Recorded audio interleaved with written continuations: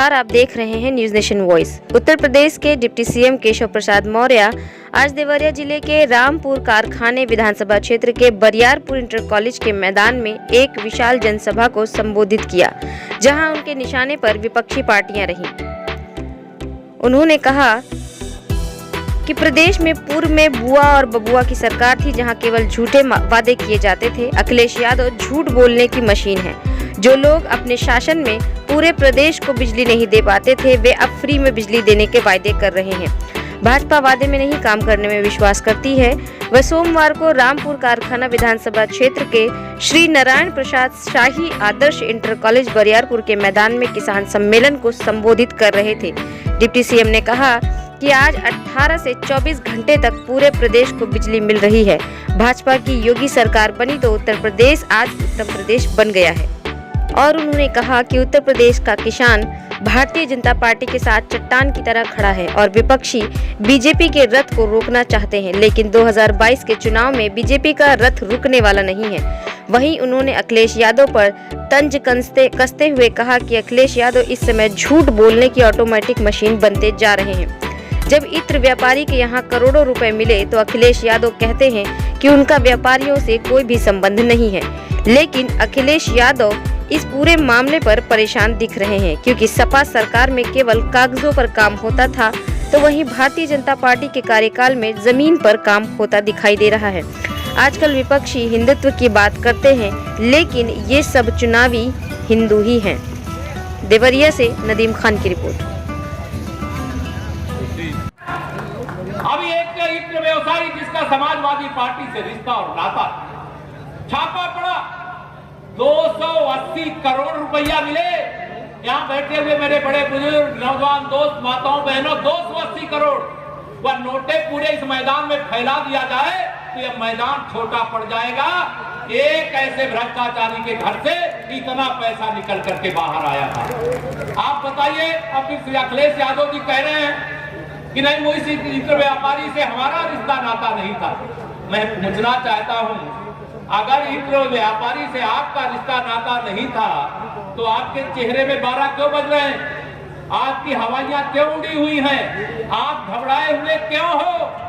इसलिए घबराए हो कि जब आपकी सरकार थी तो कागज में काम होता था, सड़कें नहीं बनती थी, बिजली नहीं आता था, किसान सम्मान निधि नहीं मिलती थी, प्रधानमंत्री आवास नहीं मिलता था।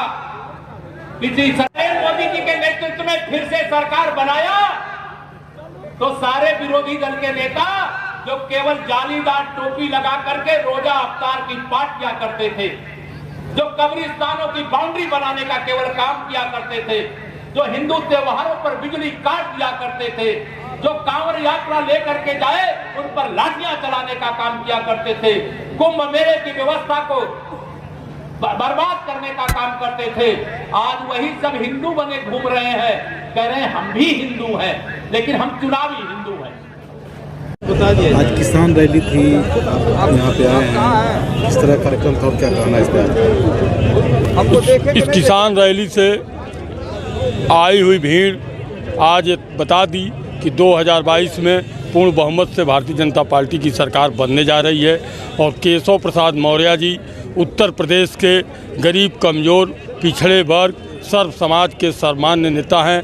और केशव मौर्य जी जिस रथ पे आज सवार होकर देवरिया के बरियारपुर में आए, वो तय कर दिया कि उत्तर प्रदेश में कहीं भी विपक्ष का कोई भी दाल गलने वाला नहीं है। आप अपने इस विधानसभा में किस तरीके से अपने को प्रस्तुत कर रहे हैं? हम इस विधानसभा के मूल निवासी हैं और हम आज भारतीय जनता पार्टी का 32 साल से सेवा कर रहे हैं और हम किसान, मजदूर, नौजवानों के बीच में तत्परता के साथ रहते हैं, उनके सुख दुख में काम करते हैं। हमको भारतीय जनता पार्टी अगर कहेगी कि चुनाव लड़िए तो हम चुनाव लड़ेंगे, पार्टी कहेगी कि पार्टी का प्रचार करिए तो प्रचार करेंगे। धन्यवाद, बहुत बहुत धन्यवाद। यह थी यहाँ पे डिप्टी सीएम आए थे, किस तरह कार्यक्रम था और क्या कहना है? देखिए, किसान रैली आज बरियारपुर में थी और यहाँ पर जो है किसानों की मेला पूरी लगी हुई थी। इतनी बड़ी भीड़ थी कि देखकर यह दर्शाता है कि जो है इस भीड़ से किसान पूर्णतः संतुष्ट है और फिर एक बार भाजपा को किसान लाना चाहता है। लेकिन भाजपा में तमाम दावेदार हैं, वो संतुष्ट हैं क्या? सभी लोग संतुष्ट हैं? ऐसा है, दावेदार भारतीय जनता पार्टी एक कैडर बेस्ड पार्टी है और ये है जो है, इसमें किसी को रोक नहीं है कि अपनी दावेदारी वो ना कर सके।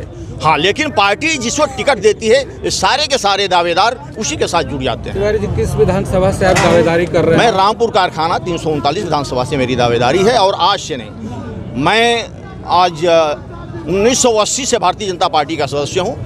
2 बार मैं विधानसभा का प्रभारी रहा, 2 बार विधानसभा का मैं मंडल अध्यक्ष रहा हूँ, 1 बार लोकसभा का जो है सह प्रभारी मैं था। मैं भारतीय जनता पार्टी का सेवा शुरू से करता आया हूं और आज भी मैं कर रहा हूं। तिवारी, तमाम दावेदार हैं रामपुर कारखाना विधानसभा में, तो आप अपने आप को अलग कैसे जो है दिखाएंगे कि हाँ, टिकट के दावेदारों में आपका अलग स्थान कैसे रहेगा? देखिए, अलग स्थान इसलिए है, मैंने आपको बताया कि पार्टी हमारी कैडर बेस्ड पार्टी है और इसमें जो है वो अपने कैडर को देखती है।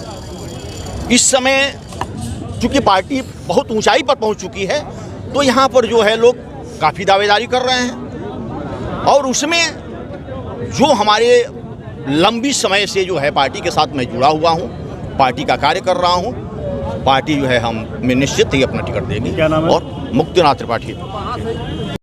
रैली हुई है आज जो है कि पूरे जनपद के किसान आए थे, पूरे देवरिया जनपद के किसान यहाँ पर उपस्थित थे, 7 विधानसभा के लोग यहाँ मौजूद थे और ये आप जो भीड़ देख रहे हैं, किसानों का उत्साह जो देख रहे हैं, ये बता रहा है कि आप 2022 में जो है भारतीय जनता पार्टी सरकार बनने जा रही है।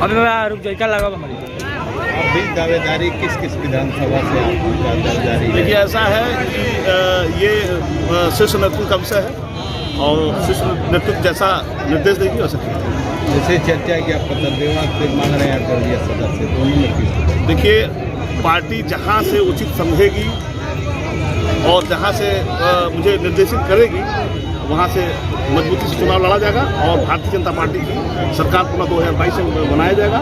300 से भी ज़्यादा सीटें हम जीतने जा रहे हैं। भारतीय जनता पार्टी जिंदाबाद, जिंदाबाद। भारतीय जनता पार्टी जिंदाबाद, जिंदाबाद। नरेंद्र मोदी, योगी आदित्यनाथ जिंदाबाद, जिंदाबाद। सम्मान मोर्चा रैली थी, किस तरह का कार्यक्रम था, क्या कहना है इस पर आपको? ऐतिहासिक कार्यक्रम था, आप लोग खुद देखे हैं, इतना प्रचंड जोश के साथ लोग आए हैं और इसका पीछे भारतीय जनता पार्टी किसान सम्मान निधि पूरी ईमानदारी और निष्ठा के साथ प्रत्येक लोगों तक, प्रत्येक किसान भाइयों तक जो पहुंचा रही है, उसके लिए हम सभी लोग दिन रात लगे रहते हैं कि यह सही योजनाएं, जितनी भी योजनाएं चल रही हैं, हमारे किसान भाइयों के पास पहुँचे, हमारी माताएँ बहनों के पास पहुँचे। आप सलेमपुर से टिकट मांग रहे हैं, क्या पार्टी आपके ऊपर? हम सलेमपुर में काम कर रहे हैं, हम टिकट नहीं मांग रहे हैं, हम जिले के महामंत्री हैं उसके अनुसार काम कर रहे हैं। पार्टी हम पर विचार करेगी तो देखा जाएगा, जो पार्टी का ही नेतृत्व होता है, पार्टी का ही विश्वास से हम लोग काम करते हैं। आपको लगता है क्या कि 2022 में भाजपा की पूर्ण बहुमत सरकार बनेगी? प्रचंड बहुमत की सरकार बनेगी, 300 से पार तो होना ही तय है, हमको लग रहा है कि इससे भी ज़्यादा होना है।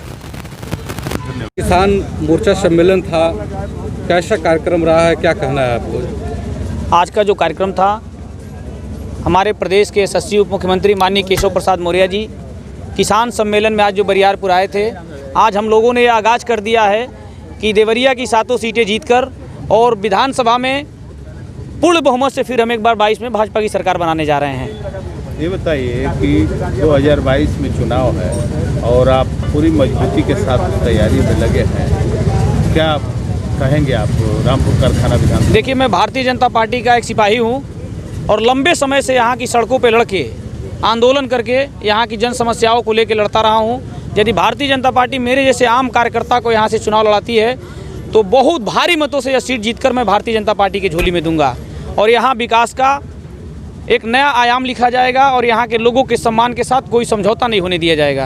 अंतिम सवाल, 2022 में आपकी सरकार प्रदेश में बनने जा रही है, क्या करेंगे? पूर्ण बहुमत से बनने जा रही है, अगली बार से भी ज़्यादा सीटों के साथ हम भारतीय जनता पार्टी की 2022 में सरकार बनाने जा रहे हैं। वैसे जी, आप हिंदू वाहिनी से जुड़े रहे हैं और मुख्यमंत्री भी हिंदू वाहिनी के मुखिया रहे हैं, तो क्या लग रहा है कि टिकट आपको लग रहा है कि आपको मिलेगा जो है? देखिए, मैं भारतीय जनता पार्टी का सिपाही हूँ, पहले ही कहा हूँ, और इस विधानसभा का कोई भी गांव ऐसा नहीं है कि जहां सुरेंद्र चौरसिया के 20 लोग नहीं हैं, जो हर गांव में 20 लोग को मैं बाई फेस बाई नेम जानता हूं।